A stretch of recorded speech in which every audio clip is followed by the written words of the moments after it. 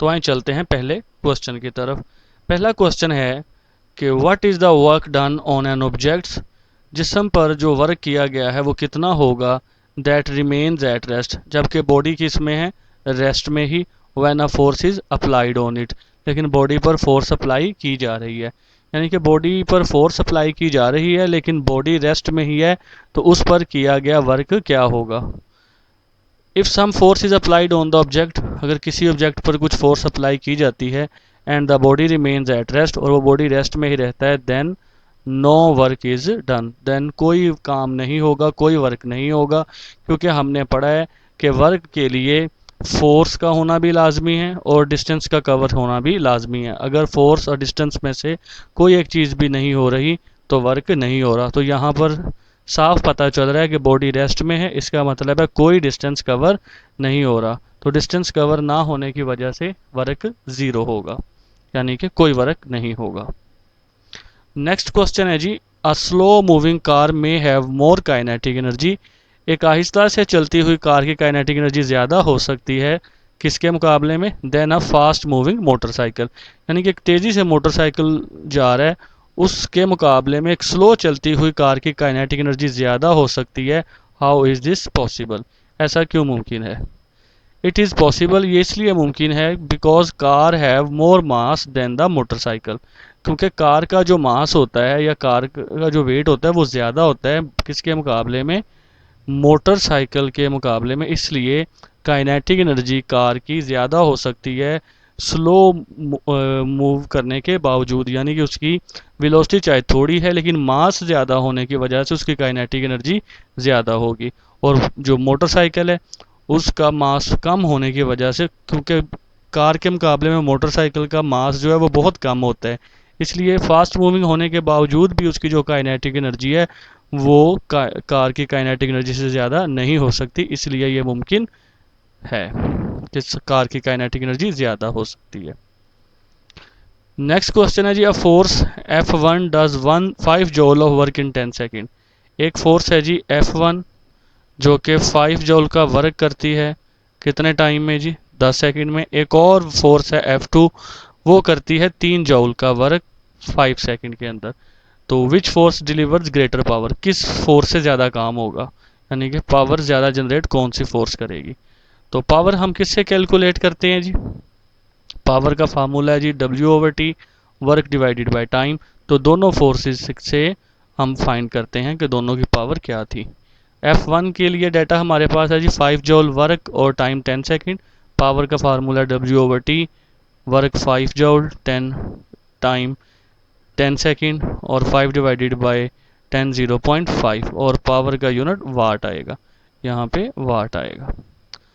और दूसरा है जी आपके पास F2, तो F2 का फार्मूला होगा जी वही जो पावर के लिए हमने पहले यूज़ किया, P इज इक्वल W/2T, और W की वैल्यू है यहाँ पर 3 जॉल और टाइम की वैल्यू है 5 सेकंड, 3 डिवाइडेड बाय 5, आंसर आएगा 0.6, और यहाँ पर भी वाट आएगा।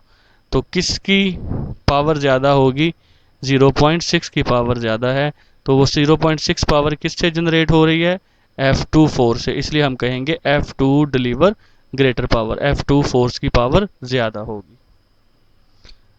नेक्स्ट है जी 5.4, a women runs up a flight of stairs, एक औरत है जो सीढ़ियाँ चढ़ती है।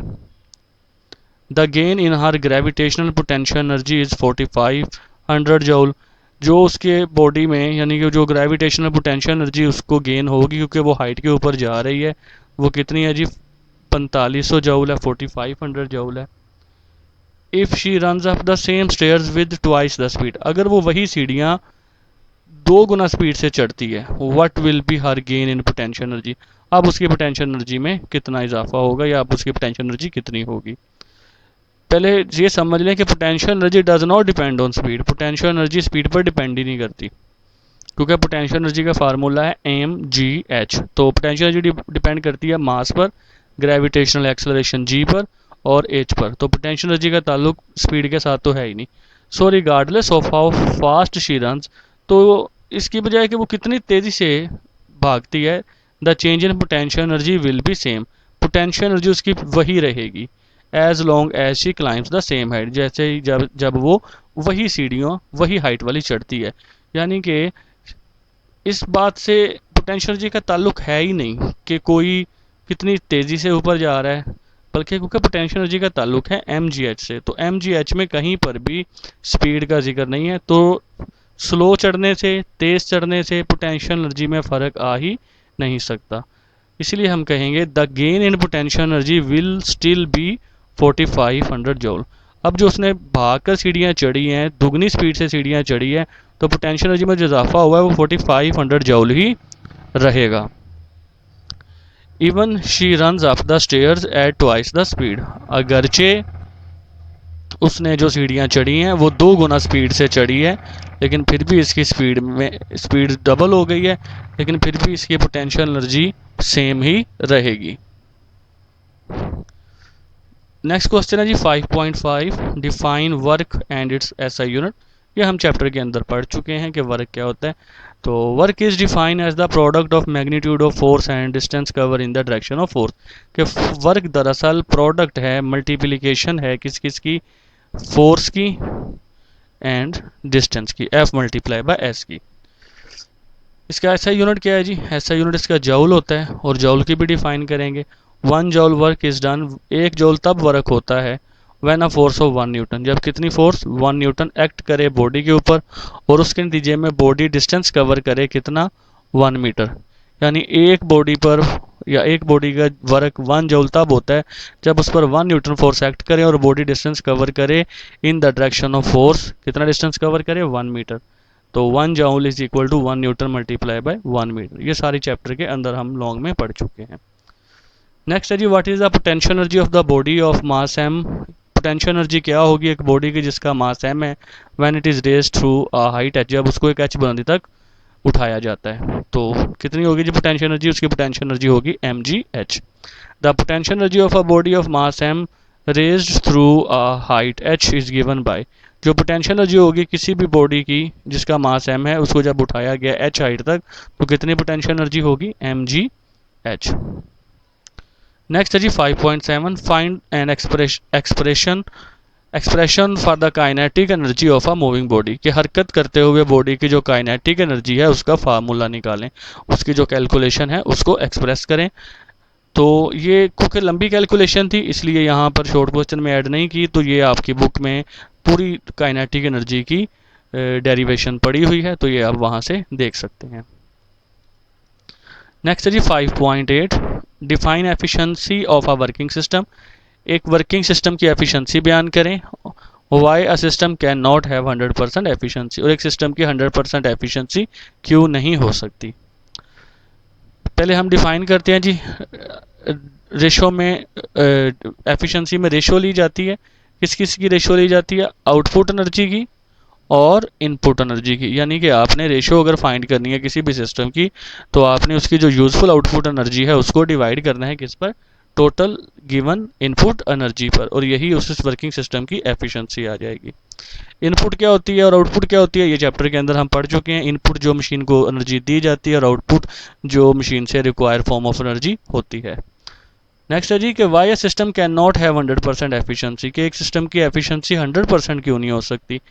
A system can not have 100% efficiency, एक सिस्टम की एफिशिएंसी 100% नहीं हो सकती बिकॉज ऑफ एनर्जी लॉसेज, क्योंकि एनर्जी ज़ाया होती है।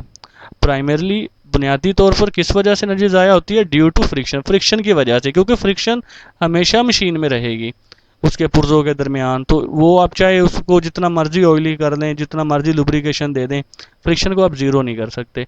तो फ्रिक्शन हमेशा रहती है, उसी फ्रिक्शन की वजह से आपकी एनर्जी क्या होती है, ज़ाया होती है। तो आपकी जो एनर्जी ज़ाया होती है वो होती है in the form of heat and sound, कि वो मशीन से आवाज़ भी आएगी और वो मशीन गर्म भी होगी, which are waste form of energy. और ये जो एनर्जी की फॉर्म्स हैं हीट और साउंड वर्क मशीन की, ये ज़ाया शुदा फॉर्म्स ऑफ एनर्जी हैं, यानी ये काबिल इस्तेमाल हमारी नहीं होती। इसलिए एक मशीन की सिस्टम की एफिशिएंसी कभी भी 100% नहीं होती, क्योंकि आउटपुट हमेशा इनपुट से कम होगी। तो आउटपुट के कम होने की वजह उसकी पीछे फ्रिक्शन होती है, और फ्रिक्शन की वजह से इनपुट वाली एनर्जी का कुछ हिस्सा ज़ाया हो जाता है। नेक्स्ट है जी what is power, define the unit used for it. Power क्या है जी, पावर भी हम चैप्टर के अंदर पढ़ चुके हैं कि पावर डिफाइन है जी रेट ऑफ डूइंग वर्क, काम करने की शरह, कितने टाइम में कितना काम किया जा रहा है ये हम कैलकुलेट करते हैं पावर में। तो पावर का फार्मूला होता है W/T, कितना काम आपने कितने टाइम में किया है, और पावर का यूनिट होता है जी वाट, वाट की भी डिफाइन करनी है। The power of body is 1 वाट, एक बॉडी की पावर 1 वाट होती है। If it does 1 joule work, अगर वो कितना काम करे, 1 जूल वर्क करे इन 1 सेकेंड, अगर कोई बॉडी 1 सेकेंड में 1 जूल वर्क करे तो उस बॉडी की पावर 1 वाट होगी। नेक्स्ट है जी डिफ्रेंशिएट करें between renewable and non renewable energy sources, ये भी चैप्टर के अंदर हमने पढ़ा है। तो रीन्यूएबल सोर्सेज कौन से होते हैं जी, the sources which can be use repeatedly, वो एनर्जी के सोर्सेज जिन्हें हम बार बार यूज़ कर सकें, and does not run out, और वो कभी ख़त्म ना हो। जैसा कि सोलर एनर्जी, सोलर एनर्जी को जब हम इलेक्ट्रिसिटी में कन्वर्ट करते हैं तो इलेक्ट्रिसिटी तो हम यूज़ कर लेते हैं, लेकिन सोलर एनर्जी हमारे पास मिलती रहती है और उसको हम बार बार इलेक्ट्रिसिटी में कन्वर्ट करते रहते हैं। इसी तरह विंड एनर्जी भी आपकी रीन्यूएबल है, इससे दोबारा एनर्जी प्रोड्यूस की जा सकती है। हाइड्रो इलेक्ट्रिसिटी, पानी से भी आप दोबारा एनर्जी प्रोड्यूस कर सकते हैं। लेकिन नॉन रीन्यूएबल कौन से हैं जी, non renewable sources are those, ये वो सोर्सेज हैं विच आर डिप्लेटेड, जो कि कम हो रहे हैं विद द कंटिन्यूस यूज़, लगातार इस्तेमाल करने से इनमें कमी आ रही है और एक दिन आएगा ये ख़त्म हो जाएंगे। तो उनमें कौन कौन आ जाता है जी, उनमें आपके फॉसल फ्यूल्स आ जाते हैं। फॉसल फ्यूल्स में आपका ऑयल, गैस एंड कोल, और दूसरा आपका न्यूक्लियर फ्यूल्स आ जाता है जिसमें यूरेनियम शामिल है। तो ये थे जी आज के हमारे शॉर्ट क्वेश्चंस। अल्लाह हाफिज़।